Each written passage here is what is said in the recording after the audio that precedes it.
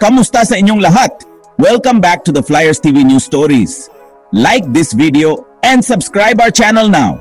Drain.5 Oras na para sa sports update at may masamang balita ako tungkol sa nangyari sa Doha International Cup. Natalo ang Gilas Pilipinas laban sa Lebanon.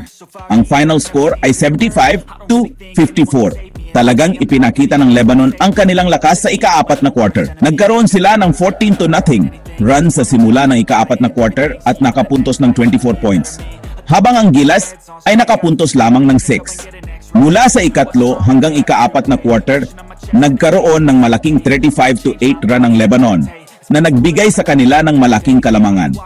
Para sa ating mga pangunahing manlalaro, pinangunahan ni Justin Brownlee ang Gilas Pilipinas na may 21 points at 11 rebounds. Tumulong din si Calvin Oftana na may 10 points. Pero nahirapan si June Mar Fajardo na nakapuntos lamang ng 2 points at si Carl Tamayo ay hindi nakapuntos.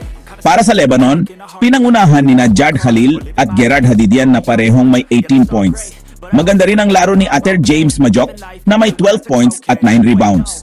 Sa kasamaang palad, hindi maganda ang shooting ng Gilas Pilipinas na nakagawa lamang ng 30% ng kanilang mga tira at 15% ng kanilang 3-pointers.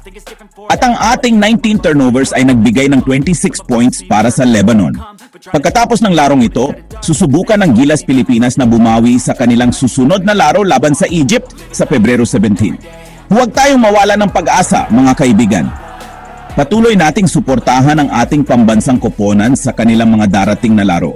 Ito si Randy na nag-uulat. Salamat sa panonood! Hanggang sa susunod na video.